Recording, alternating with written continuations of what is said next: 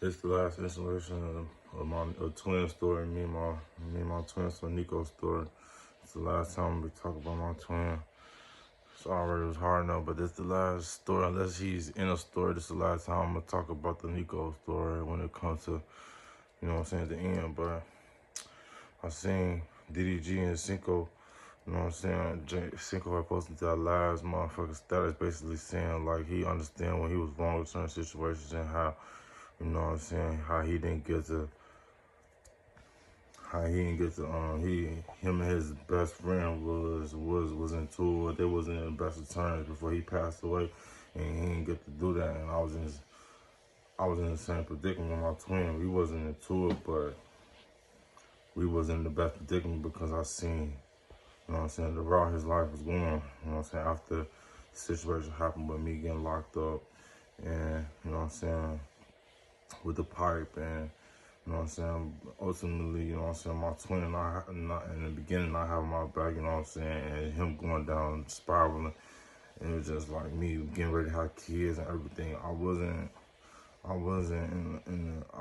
a righteous state of mind no matter what the fuck I was there, but I wasn't go let nobody pull me down in no type of minute. But it was like the last conversation, like I said, was me seeing my twin in jail. That was the last time I seen my twin. That was the last time that we talked about it, everything. Like when we was in that bullpen when I seen him with both of his arms broken, and he told me the story and how everything happened. You know what I'm saying? He said he had a lawsuit, and you know what I'm saying, against the Cook County, and everything he did and why he did. You know what I'm saying? He was looking better at this point though. Since from the last time when I seen him, when he was in Division 8, he was looking crazy. Now his hair not crazy no more. His hair looking regular. His hair looking good, like he actually got somebody to get it. His skin complexion is back regular to how he looked. Like this look like my twin again. You know what I'm saying? He told me he'd been in and out this bitch, and he didn't got mental health probation, and that shit already fucked me up. I was sick from the jump when he told me that shit, because anybody know Cook County, getting mental health probation is probably the hardest thing to. I'm talking about people in that bitch going upstairs to that fucking 10th floor a million times trying to convince them to motherfucking get them mental health probation. I'm talking about for years, decades. It'd be niggas that be trying their hardest and it won't happen. And when you know somebody got that shit, and like I said, he had an arm, it was some type of arm shit, I don't know, you know what I'm saying? It was the worst. And he told me, you know what I'm saying, he got mental health probation, he stopped doing drugs, you know what I'm saying? He said he ain't been fucking with what he was fucking with. He never told me nothing else other than the Lily, but he said he won't fuck with the leaf no more. So I could tell his skin looked good, like he was right.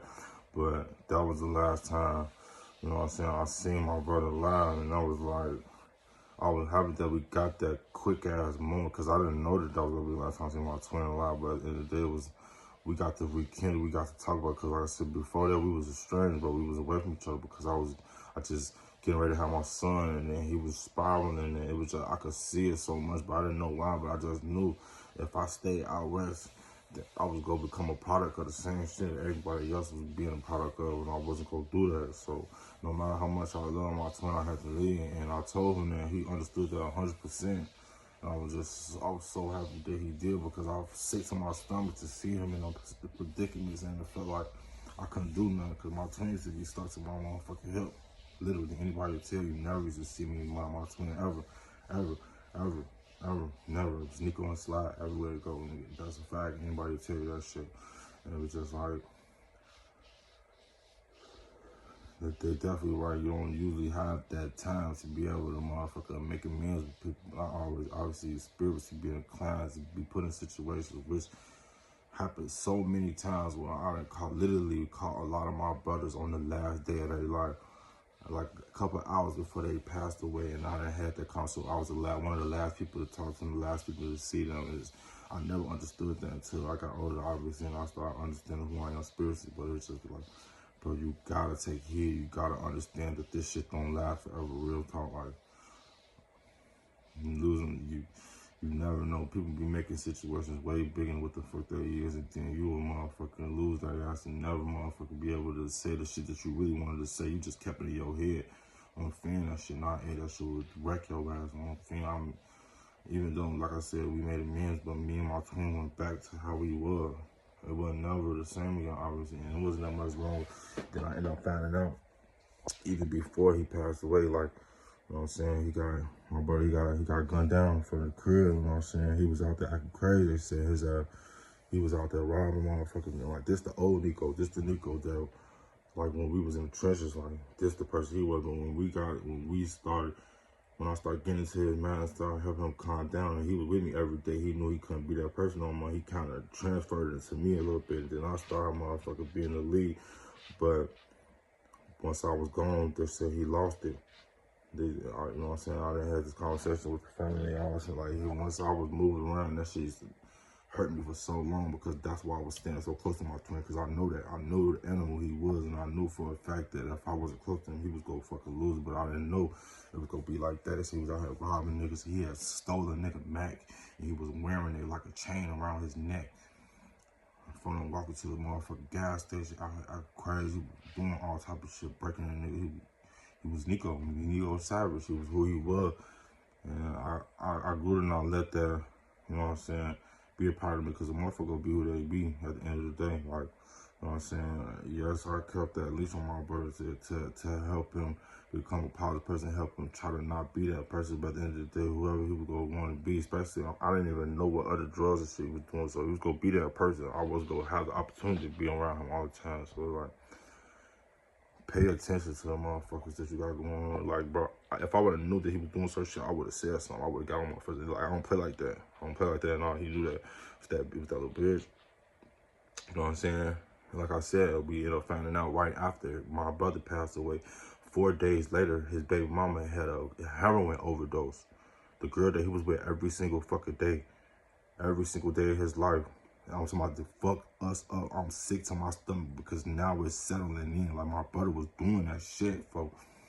And it don't make no sense. But it's just like, at the end of the day, if you ever think a motherfucker doing some shit, nigga, don't be motherfucker, don't be, pay attention, folks. I just feel like pay attention, folks, because I know for a fact if I would have knew that shit, he knew if I knew that shit, it would have been a completely different story. I would have been moving his ass around. I probably would have got on that with shorty, moved her right, I'm talking about get wild. I never cared. It wasn't even play with my brother like that at all. And like I told you in the last installations, you seen the shit that she was doing, how they was moving. It was all type of shit that I started noticing. But at the end of the day, it was like, that wasn't my story to be able to motherfucker write for him. Even though I noticed certain shit, saying certain shit, yes, I could have played a small part to be like, hey, you tweaking, woo. But like I said, that wasn't my book to read. So pay attention to the motherfucker you got around you. Help them as much as you can. If you see you doing it down, if you see them doing it down in ways that you feel like that you can react to, that's gonna be able to help them positively and help you positively out, you gotta do what you gotta do. And like I said, I told my brother that he understood that 100%. I was happy, but I more so happy that I rekindled, you know what I'm saying, our long-lasting relationship. I'm talking about being together, being to the hip our entire fucking life. You know what I'm saying? Until shit just started happening, I feel like I had to move around, make that shit right. It ain't worth on the guys, bro. You go lose a motherfucker and you go feel all that shit after I'm gone. Now do let me know what you want to do.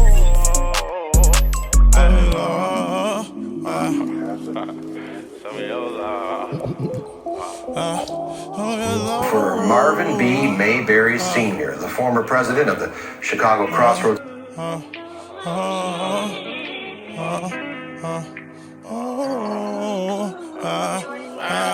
Show me your love, don't got a heart.